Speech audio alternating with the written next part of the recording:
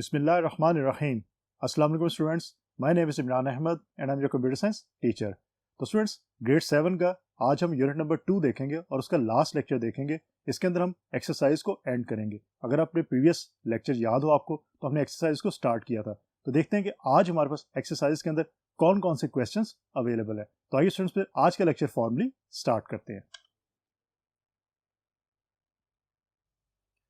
तो स्टूडेंट्स ये हमारा यूनिट नंबर 2 है जिसका नाम है more features of MS word 2010। Students आपको एक्सरसाइज के क्वेश्चन अगर प्रीवियस आपको एक्सरसाइज याद है तो हमने कुछ क्वेश्चन जो लास्ट जो है वो लेक्चर के अंदर किए थे और देखे थे कि कैसे उनका हम आंसर लिख सकते हैं।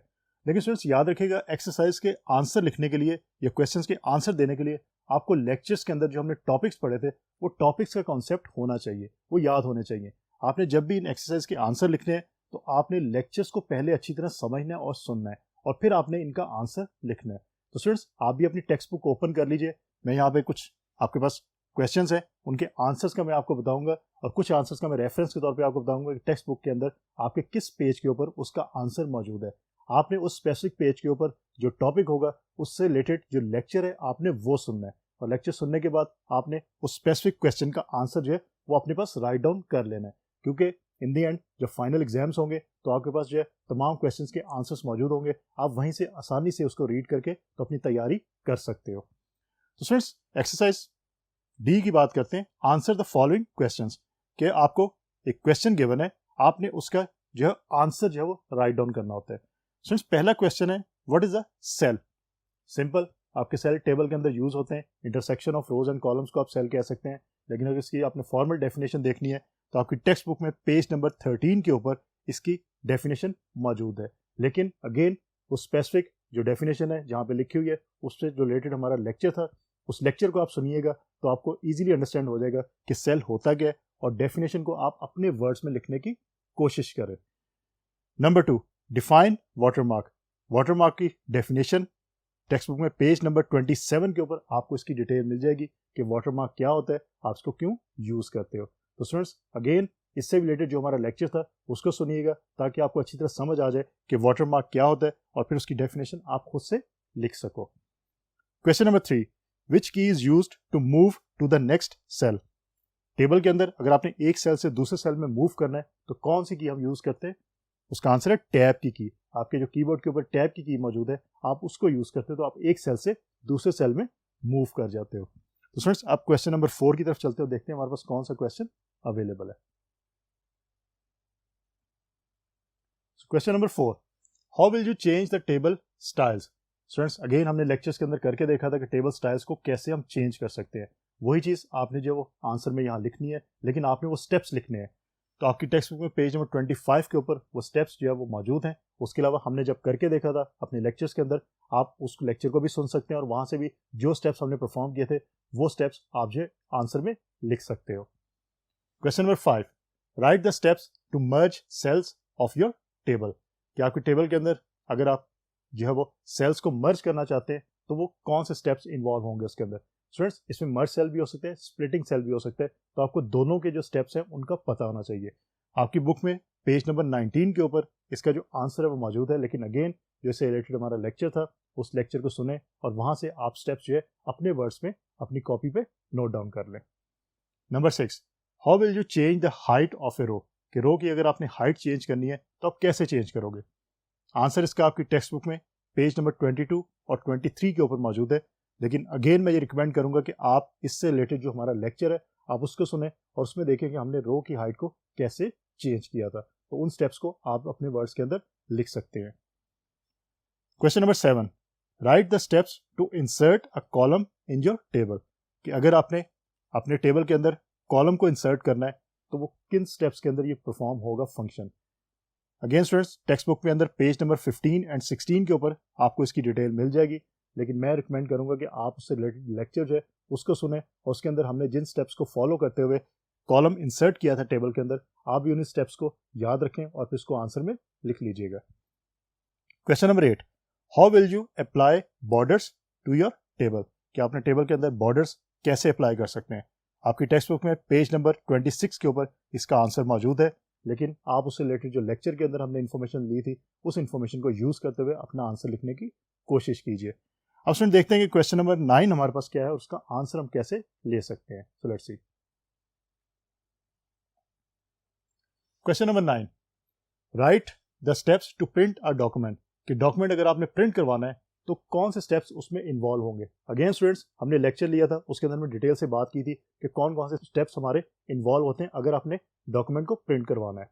अगर आप टेक्स्ट बुक की बात करते हैं तो पेज नंबर 30 के ऊपर वो तमाम स्टेप्स जो हैं वो अवेलेबल है, आप उनको यूज़ कर सकते हो। लेकिन मैं रिकमेंड करूंगा कि आप इन तमाम क्वेश्चंस के लिए अगर आपने आंसर फाइंड आउट करने तो आप उससे रिलेटेड जो लेक्चर्स है उसको ज़रूर सुनिएगा, वहाँ से आप आंसर अपने वर्ड्स में लिखें। क्योंकि स्टूडेंट्स हो सकता है अगर आप बुक से आंसर को कॉपी करेंगे तो वो आंसर आपको याद ना रह सके जब एग्जाम्स आए, लेकिन जो आंसर आप खुद लिखेंगे कॉन्सेप्चुअली अगर वो ठीक होगा तो आपको एग्जाम तक वो याद भी रहेगा। तो इस तरह आप इसको अपने वर्ड्स में लिख सकते हो। Question number 10, how do you add a watermark in your document. क्या अपने डॉक्यूमेंट के अंदर वाटरमार्क को कैसे ऐड कर सकते हैं।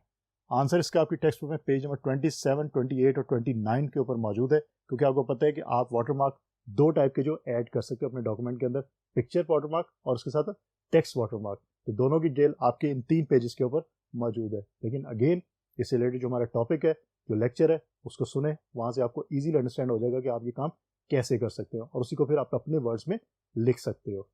तो स्टूडेंट्स ये थे हमारे पास कुछ ऐसे क्वेश्चंस जिनके आंसर्स हमने फाइंड आउट करने होते हैं। आपके एग्जाम में भी ऐसे क्वेश्चंस आते हैं। तो अब हम बात करते हैं कि हमारे पास एक्सरसाइज जो एफ है उसके अंदर कौन सा क्वेश्चन अवेलेबल है। इनफैक्ट एक्सरसाइज एफ जो है वो बेसिकली क्विज है आपका। Identify the icons given and right their names in the space provided. यहाँ पे मैं आपको एक एनिमेशन शो करवाऊंगा जिसमें आपको वो आइकॉन्स नजर आएंगे और उसके साथ साथ वो आइकॉन्स जो है वो किस काम के लिए यूज होते हैं वो भी आपको लिखा हुआ नजर आएगा। तो मेरे साथ आप भी अपनी बुक के ऊपर या अपनी कॉपी के ऊपर उसको राइट डाउन कर लीजिएगा ताकि एग्जाम के लिए आपकी जो तैयारी साथ साथ होती रहे, आपको पता रहे कि जो आइकॉन्स मौजूद हैं आपके क्वेश्चन के अंदर वो आइकॉन्स क्या काम कर सकते हैं। तो स्टूडेंट्स मेरे साथ आप भी देख लीजिए कि कौन से आइकॉन और क्या काम करते हैं। सो ऑल टुगेदर इनफैक्ट ये 9 आइकॉन्स मौजूद हैं हमारे पास। फर्स्ट आइकॉन की अगर बात करें हम तो फर्स्ट आइकॉन जो होता है वो ड्रॉ टेबल के लिए यूज होता है, तो उसका जो आंसर है वो ड्रॉ टेबल है।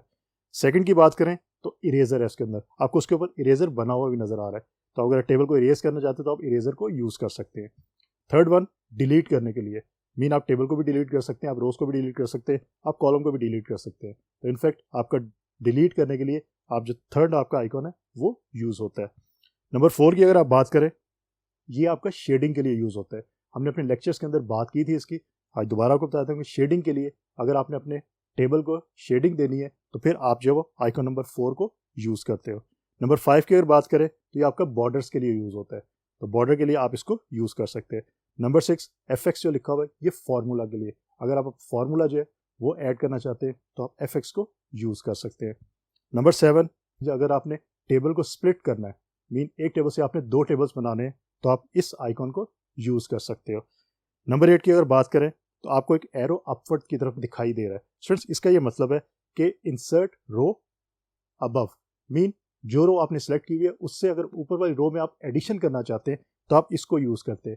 आपको पता है आपके पास 2 ऑप्शन मौजूद होती है, एक होता है इंसर्ट रो अबव, एक इंसर्ट रो बिलो। तो अपवर्ड अगर आपको एरो नजर आ रहा है तो इंसर्ट रो अबव का ही है। अगर आपको ये डाउनवर्ड नजर आता है तो इसका ये मतलब होता है कि इंसर्ट रो बिलो है। तो इसका मतलब है कि नंबर 8 आपका जो आंसर है ये होगा इंसर्ट रो अबव। नंबर 9 और लास्ट है ये आपका प्रॉपर्टीज का जो आइकॉन है, इससे आप प्रॉपर्टीज को ओपन कर सकते हो। तो स्टूडेंट्स ये आपके ऑल टुगेदर 9 है, आपने इसमें देख भी लिया कौन से आइकॉन है और वो क्या काम कर सकते हैं। तो इसको आपने याद रखना है कि ये आइकॉन्स क्या काम कर सकते हैं। अब स्टूडेंट हम बात करते हैं कि हमारे पास जो एक्सरसाइज के अंदर जो जी है क्वेश्चन वो क्या है। जी क्वेश्चन है एक पजल है हमारे पास। स्टूडेंट्स पजल क्या है, हमारे पास कुछ क्वेश्चंस यहाँ पे दिए हुए, स्टेटमेंट्स आपको गिवन है इनफैक्ट, और इन स्टेटमेंट्स का आपने आंसर लिखना है। लेकिन आपने आंसर आइडेंटिफाई कहाँ से करना है, बेसिकली आपने आंसर आइडेंटिफाई करना है कि आपके पास एक पजल गिवन होगा, यहाँ पे आपको मैं शो भी करवा दूंगा कि वो पजल, उसके अंदर से आपने आइडेंटिफाई करना है कि आपके आंसर जो हैं वो कहाँ पे मौजूद है। पहले मैं इसको फिल आउट कर दूंगा कि यहाँ पे आंसर्स क्या है, फिर मैं आपको शो करवा दूंगा कि उस स्पेसिफिक जो पजल है, मीन आपका एक टेबल होगा रोज एंड कॉलम की शक्ल में जिसमें डिफरेंट लेटर्स आपको नजर आ रहे होंगे, उसके अंदर से आप जो ये आंसर मैं यहाँ मेंशन करूंगा वो आंसर कैसे आइडेंटिफाई कर सकते हो, मैं आपको वो भी शो करवा दूंगा। तो पहले स्टूडेंट्स हम ये करते हैं कि यहाँ पे जो आंसर है हमारे, मीन इस स्टेटमेंट का जो आंसर है मैं यहाँ पे मेंशन करता हूँ। लेकिन याद रखिएगा यहाँ पे जो आंसर्स मैं मेंशन करूंगा वो आंसर्स जो मैं अभी आपको ग्रिड टाइप का जो जो पजल शो करवाऊंगा उसके अंदर वो आंसर्स मौजूद होंगे। ऐसा कोई आंसर मैं यहाँ नहीं लिखूंगा जो उसके अंदर मौजूद नहीं होगा। तो आंसर लिखते हैं, फिर उसके बाद मैं आपको वो पजल जो है वो शो कर देता हूँ। तो फ्रेंड्स सबसे पहले हम बात करते हैं it consist of rows and columns. Mean कहा यह गया है कि कौन सी ऐसी चीज़ है जो रोज एंड कॉलम्स पे कंसिस्ट होती है। सिंपल, हमने लेक्चर्स के अंदर देखा था कि टेबल को हम कहते हैं, ये टेबल की बेसिकली डेफिनेशन है, consist of rows and columns. तो यहाँ पे आप स्ट्रेट फॉरवर्ड जो है वो क्या करेंगे, वो आप लिख देंगे टेबल। स्टूडेंट्स मैं यहाँ पे टेबल को मेंशन कर दूंगा। स्टूडेंट्स उसके बाद हम देखेंगे कि आप अगर बात करते हैं कि number 2 a vertical division in table, कि टेबल के अंदर जो वर्टिकल डिवीजन होती है वो बेसिकली क्या चीज होती है। अब वर्टिकल डिवीजन आपकी होती है दिस इज, और हॉरिजॉन्टल होती है आपकी ये चीज। तो वर्टिकल डिवीजन आपकी कॉलम होती है, हॉरिजॉन्टल की बात करें तो वो आपकी रोज होती हैं। तो यहाँ पे आप स्ट्रेट फॉरवर्ड क्या लिख देंगे, आप लिख देंगे कॉलम। नंबर 3 पे हॉरिजॉन्टल की बात हो रही है, तो हॉरिजॉन्टल डिवीजन इन टेबल आपकी जो वो रोज होती हैं। सर उसके बाद नंबर 4 की हम बात करते हैं रेक्टेंगुलर यूनिट, कि आपका जो इंटरसेक्शन होता है बेसिकली ये रेक्टेंगुलर यूनिट होता है आपके टेबल के अंदर, उसको हम क्या नाम देते हैं, उसको हम इनफैक्ट सेल का नाम देते हैं। तो सेल में यहां पे लिख देता हूं। Number 5 it is a picture और text in faded manner. Simple, picture और टेक्स्ट आपका फेडेड मैनर के अंदर आपको डॉक्यूमेंट के अगर नजर आ रहा है अंदर, तो इसका ये मतलब है वो आपका वाटर मार्क होता है। तो ये वाटर मार्क की डेफिनेशन है, मैं यहां लिख देता हूं water mark. Water mark. Number 6 name of 2 tabs which opens on inserting a table.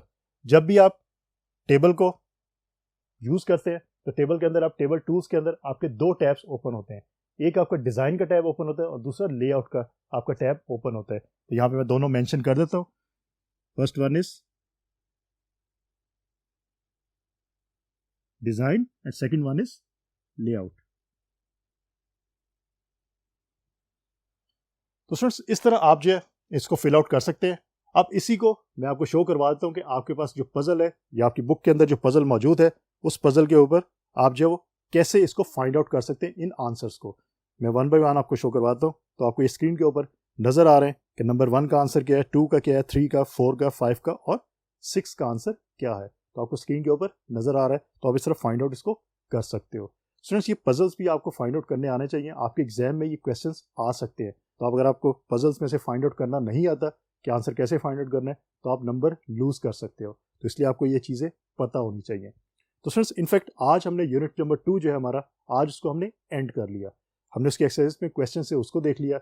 लेकिन स्टूडेंट्स अगेन एक्सरसाइज के क्वेश्चन को सॉल्व करने के लिए आपको स्टूडेंट्स लेक्चर्स अच्छी तरह याद होने चाहिए। क्योंकि हम देखा कि लेक्चर्स अगर आपको जहन में बैठे हुए आपको सही तरह समझ आए तो फिर आप आंसर्स भी लिख सकते हो, क्योंकि तमाम क्वेश्चन जो हैं वो आपके लेक्चर से रिलेटेड ही हैं। तो इस तरह आप लेक्चर्स अच्छी तरह समझें और फिर उसका आंसर लिखिएगा। तो स्टूडेंट्स इंशाल्लाह अगली दफ़ा फिर नए लेक्चर के साथ दोबारा मुलाकात होगी। तब तक के लिए अल्लाह हाफिज़।